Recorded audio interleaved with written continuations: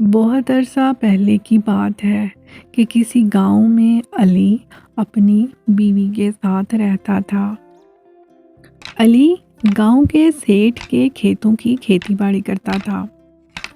ایک دن علی کھیتوں میں کام کر رہا تھا کہ اس کے کھیتوں میں ایک بھینس گھس آئی۔ اس بھینس نے اس سیٹھ کے سارے کھیت خراب کر دیے۔ جب اس سیٹھ کو اس بات کا پتہ چلا تو اس نے علی کو بلایا۔ میں نے تمہیں اسی لیے رکھا ہوا ہے کہ تم کھیتوں کی دیکھ بھال کرو، لیکن تم نے تو الٹا میرا ہی نقصان کروا دیا۔ نہیں سیٹھ صاحب، میں تو کھیتوں کی دیکھ بھال کرتا ہوں۔ میں صبح گھر سے آتا ہوں اور شام کو واپس گھر جاتا ہوں۔ یہ بھینس پتہ نہیں کہاں سے آ گئی۔ میرا پہلے ہی بہت نقصان ہو چکا ہے، میں اپنا اور زیادہ نقصان برداشت نہیں کر سکتا۔ لیکن سیٹھ صاحب، اس میں میرا تو کوئی قصور نہیں، میں تو پوری احتیاط کرتا ہوں۔ نہیں، میں ابھی تمہیں نوکری سے نکالتا ہوں اور آئندہ کے بعد تم مجھے کھیتوں میں کبھی نظر نہ آؤ۔ نہیں سیٹھ صاحب، مجھے نوکری سے مت نکالیے گا، میرا تو گزر بسر ہی کھیتی باڑی کر کے ہوتا ہے۔ میں کیا کروں گا؟ میں کدھر جاؤں گا؟ اپنے بچوں کو کیا کھلاؤں گا؟ مجھے نوکری سے مت نکالیں۔ نہیں بھائی، تمہاری وجہ سے میرا پہلے ہی بہت نقصان ہو چکا ہے۔ تم اچھی طرح دیکھ بھال نہیں کرتے، اس لیے آئندہ سے تم مجھے کبھی نظر نہ آنا۔ علی اس سیٹھ کے آگے بہت محنت سماجت کرتا ہے کہ مجھے نوکری سے نہ نکالے، لیکن سیٹھ اس کی ایک بات نہیں سنتا اور اس کو کہتا ہے کہ آئندہ میرے کھیتوں میں تم نہیں آنا۔ علی سیٹھ کی باتیں سن کر واپس گھر آ جاتا ہے اور جب وہ گھر آتا ہے تو وہ بہت پریشان ہوتا ہے۔ تو اس کی پریشانی کو دیکھ کر اس کی بیوی اس سے پوچھتی ہے، کیا بات ہے؟ تم پریشان کیوں لگ رہے ہو؟ کیا بات ہوئی ہے؟ مجھے بھی بتاؤ۔ بات کیا ہونی ہے، سیٹھ نے مجھے نوکری سے نکال دیا ہے۔ کیوں بھائی؟ سیٹھ نے تمہیں نوکری سے کیوں نکالا ہے؟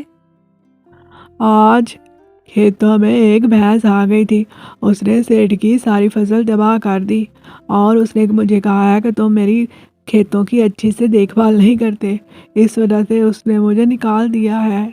یہ تو کوئی بات نہ ہوئی، تم سارا دن کھیتوں میں رہتے ہو، اتنی محنت مزدوری کرتے ہو، یہ سیٹھ نے کیا کر دیا ہے؟ سیٹھ کو پتہ ہونا چاہیے کہ ہماری روزگار کا واحد ذریعہ وہ کھیتی باڑی ہی تھی۔ ہاں، میں نے سیٹھ کو ساری بات سمجھائی تھی، لیکن سیٹھ نے میری ایک بات نہیں سنی اور اس نے مجھے نکال دیا۔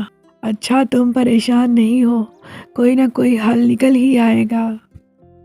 میں صبح شہر جاؤں گا اور وہاں جا کر میں نیا کام ڈھونڈوں گا، ہو سکتا ہے مجھے وہاں کام مل جائے۔ ہاں، بات تو تمہاری ٹھیک ہے، شہر جا کر صبح پتہ کر لینا کام کا کہ کام ملتا ہے کہ نہیں۔ یوں اگلے دن علی صبح اٹھتا ہے اور شہر کی طرف چل پڑتا ہے۔ شہر جا کر وہ مختلف دکانوں میں جاتا ہے اور کام کے لیے بات کرتا ہے۔ سارا دن وہ کام ڈھونڈتا ہے لیکن اس کو کام نہیں ملتا۔ کام ڈھونڈتے ڈھونڈتے شام ہو جاتی ہے اور وہ تھک ہار جاتا ہے۔ اس کو بھوک بھی بہت لگی ہوتی ہے لیکن اس کے پاس اتنے پیسے نہیں ہوتے کہ وہ کچھ کھا لے۔ یوں وہ ناکام ہو کر واپس گھر کی طرف آ جاتا ہے۔ جب وہ گھر آتا ہے تو وہ اپنی بیوی کو کہتا ہے، آج میں نے سارا دن کام ڈھونڈا لیکن مجھے کوئی کام نہیں ملا، اب ہم کیا کریں گے؟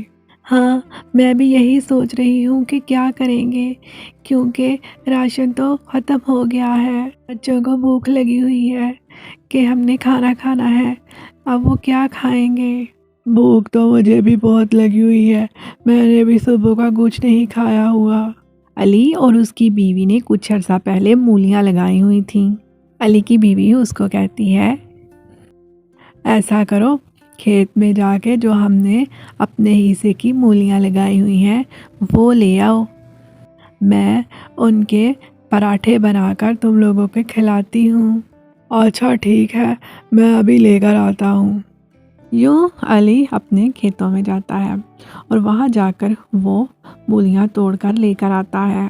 جب وہ مولیاں گھر لے کر آتا ہے اور اپنی بیوی کو دیتا ہے، علی کی بیوی ان مولیوں سے بہت اچھے پراٹھے بناتی ہے۔ علی جب وہ پراٹھے کھاتا ہے تو اس کو بڑے مزے کے لگتے ہیں۔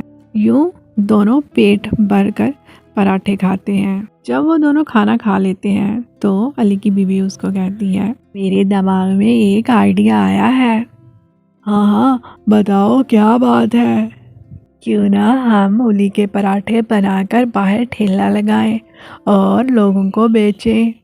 ہاں بات تو تمہاری بالکل ٹھیک ہے، اور تمہارے پراٹھے مزے کے بھی بہت ہیں اور لوگ مزے سے کھائیں گے۔ ہاں میں وہی تو کہہ رہی ہوں کہ ہم مولی کے پراٹھے بناتے ہیں اور بیچتے ہیں۔